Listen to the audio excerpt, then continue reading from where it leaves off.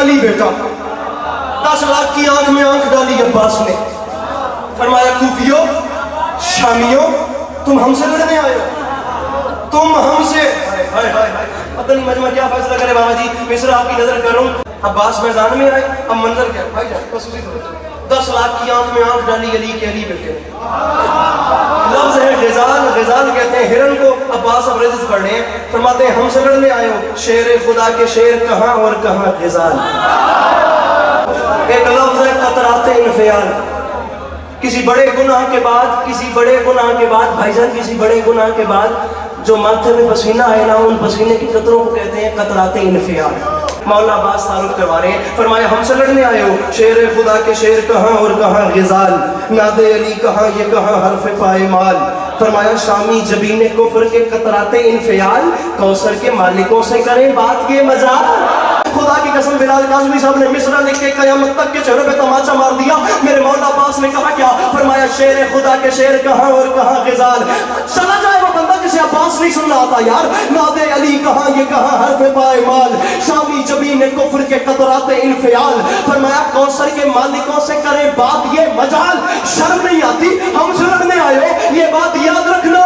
کیا بھول ہو گئی ہے یہ سمجھو گے دیر سے, ارے جنگل میں لڑنے آئے ہو تم وہ بھی شیر سے. جنگل میں لڑنے آئے ہو تم وہ بھی 10 محرم 61 ہجری کربلا کا میدان. آخری جناب 1 منٹ ہے, رحمت میں نے تمام کر دیا. مولا حسین شہنشاہ بادشاہ نے حکم دیا شب عاشور کو, عباس جاؤ یہ شب عاشور ہے, جا کر 9 لاکھ کوفیوں شامیوں سے کلام کرو. میں نہیں کہہ رہا, تاریخ کہتی ہے اپنے اشر نامی گھوڑے کی زین پہ سوار ہو گیا ام البنین کا لال. فرمایا جاؤ جا کے ان سے کلام کرو. اپنے اشر نامی گھوڑے کی زین, سناٹا, جملہ پھینکوں گا چہرے دیکھوں گا کتنوں کو سمجھ آئے گا. جاؤ جا کے ان سے کلام کرو. اپنے اشر نامی گھوڑے کی زین پہ سوار ہو گئے میرے بابا جی, گھوڑے کی زین پہ سوار ہو گئے. چلتے چلتے آگے 9 لاکھ کوفی اور شامیوں کے سامنے. 9 لاکھ کی آنکھ میں آنکھ ڈالی عباس نے. ایک دستے کے سامنے آگے کھڑے ہو گئے, یمین سے یسار تک انہیں دیکھا. اس کے بعد ایک جملہ کہا, تاریخ کہتی ہے اپنے گھوڑے کی زین پہ کھڑا ہو گیا علی کا علی بیٹا. پھر ایک جملہ, بڑے آرام سے جملہ پھینک رہا ہوں اور یہی سلام کر کے جا رہا ہوں. خدا کی قسم بابا جی وہ ایک جملہ کہہ کے نا جنگ اپنے نام کر دی. جملہ کچھ عجیب. عباس گھوڑے کی زین پہ کھڑے ہو گئے, فرمایا کوفیوں شامیوں, میں غازی اپنے کریم حسین کے کرم کے سبب تمہیں 1 رات کی اور مہلت دینے کے لیے آیا ہوں. غازی اپنے کریم حسین کے کرم کے سبب تمہیں 1 رات کی اور مہلت دینے کے لیے آیا ہوں. میں تمہیں مہلت دینے آیا ہوں. یہ جملے کہے یہ دستہ چیر کے ایک بدبخت آگے آیا.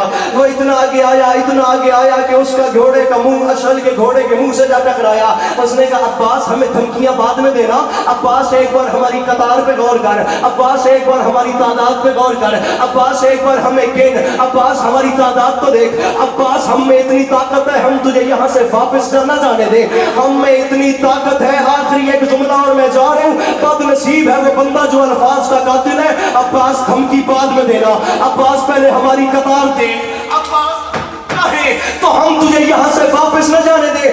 جملہ کہہ کے قیامت تک کے منہ توڑ دیے. پھیپڑا پھاڑ صدا لگائی علی کے علی بیٹے نے.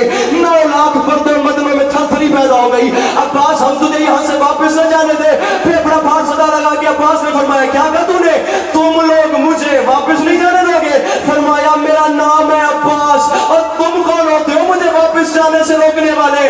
فرمایا میں علی کا علی بیٹا ہوں, میں غازی اگر چاہوں نا تو تم 9 لاکھ کو جہنم پہنچانے کے لیے مجھے صرف جنازے کی نیت کرنی پڑے گی.